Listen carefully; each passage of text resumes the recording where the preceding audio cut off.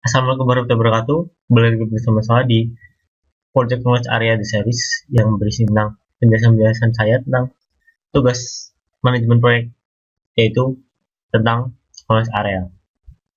Dan uh, di sini kita membahas tentang cost management, dan pada yang akan kita bahas nanti ada tentang pengertian cost management, plan cost management, dan estimate cost, standar budget, dan control cost. Kita akan masuk ke pengertian cost management itu sendiri, yaitu adalah berisi rangkaian proses dalam melakukan planning, estimating, budgeting, financing, funding, managing, dan controlling biaya, sehingga proyek bisa diselesaikan dengan satu biaya yang disetujui. Cost management berkaitan dengan biaya sumber daya yang dibutuhkan untuk menyelesaikan kegiatan proyek. Cost management juga harus mempertimbangkan efek dari keputusan proyek pada biaya yang berulang selanjutnya dalam menggunakan, menjaga, dan mendukung proyek atau produk, layanan, atau hasil dari proyek. Dan ini berkaitan dengan uang. Yang pertama adalah plan cost management, yaitu tentang bagaimana menetapkan kebijakan, prosedur, dokumentasi, dan perencanaan pengeluaran, dan mengandalkan biaya proyek. Manfaatnya adalah untuk memberikan bimbingan dan arahan tentang bagaimana biaya proyek akan dikelola sepanjang proyek.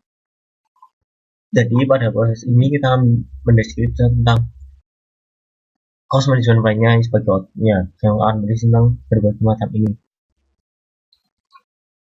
Jadi tentang baseline atau seperti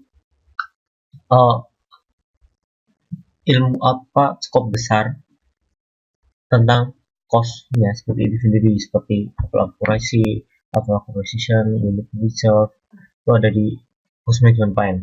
Inputnya adalah project management plan, charters, enterprise, resource asset, terus teknik, analytical teknik, dan meeting. Seperti ini sudah dijelaskan pada knowledge area yang lalu atau video saya yang lalu tentang 3 knowledge area sebelumnya. Yang kedua adalah estimate cost. Jadi ini adalah proses pengembangan dari sebuah perkiraan sumber daya moneter yang dibutuhkan untuk menyelesaikan kegiatan proyek. Jadi mengestimasi biaya yang perlu dikeluarkan dan manfaat utama dari bisnis ini adalah untuk menentukan jumlah biaya yang diperlukan untuk menyelesaikan pekerjaan proyek. Nah, berdasarkan input dan tekniknya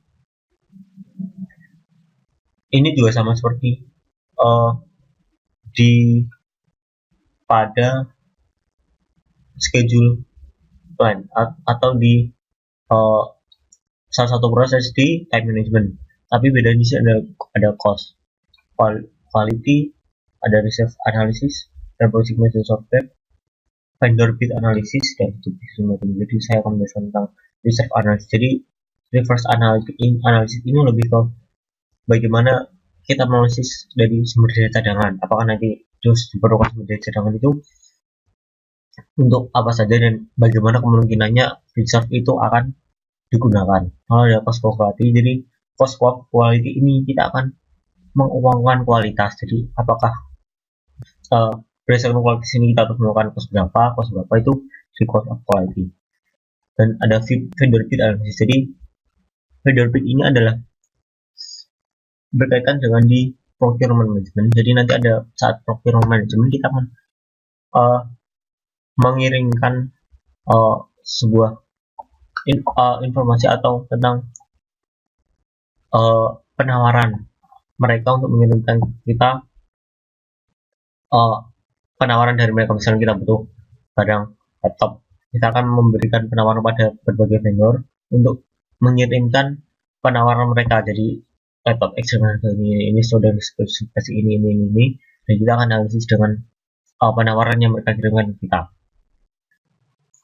Lalu ada outputnya adalah activity cost estimate dan basis estimate dan project document updates. Dan di sini activity cost estimate ini adalah berdasarkan dari tools dan teknik yang sudah dilakukan tadi. Activity cost estimate yaitu kita akan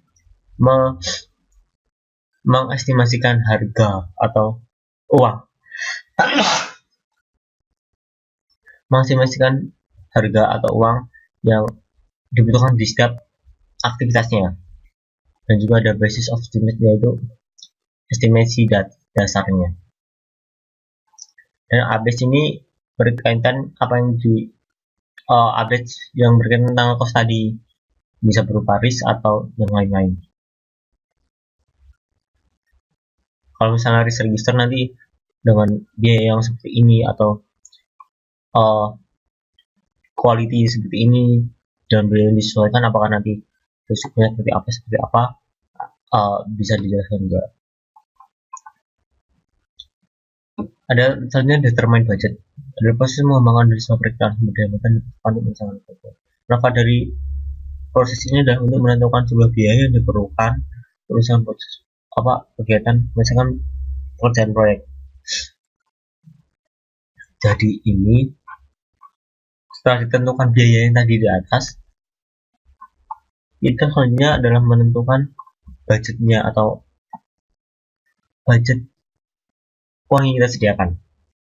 Inputnya adalah banyak seperti ini, cost estimate dan teknik.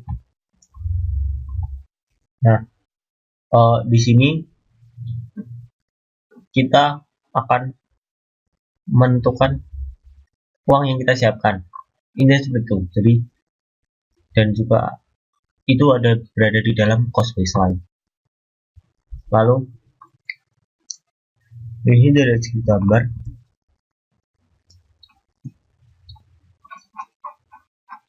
tentang project budget component. Jadi komponen budget itu seperti apa? Jadi ini project budget, di dalamnya project budget itu ada cost baseline dan management reserve. Management reserve itu adalah cadangan yang untuk kebutuhan manajemen. Terus ada control account masuk dalam cost baseline, dan control account itu isinya itu ada contingency reserve dan work package cost estimate. Jadi work package-nya dari kumpulan activity-nya itu dalam satu work package, dan itu estimasinya itu berapa, dan activity contingency reserve berada di dalam work package serta activity cost estimate-nya.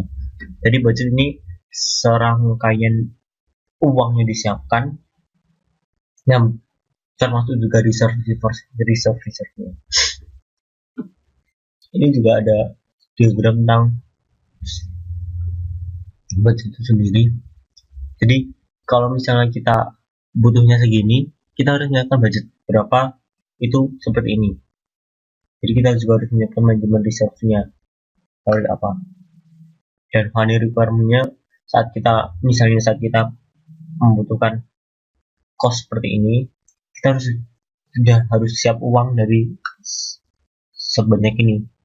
Jadi dan juga seterusnya.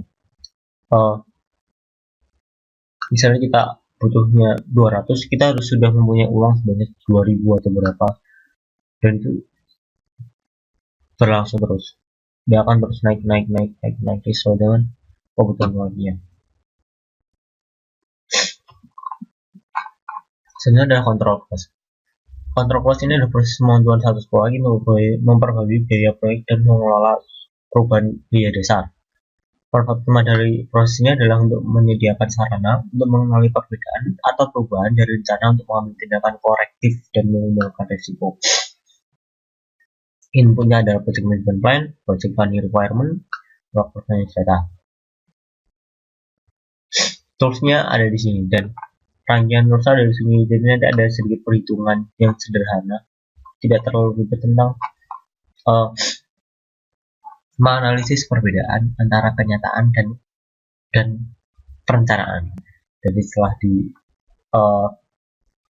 dianalisis, nanti outputnya adalah conclusion information. Jadi ini lebih ke sama seperti time management. Sudah saya jelaskan time management, bedanya dari cost forecast. Di cost forecast ini nanti dia akan setelah management sudah ada, kita bisa forecast dari cost selanjutnya.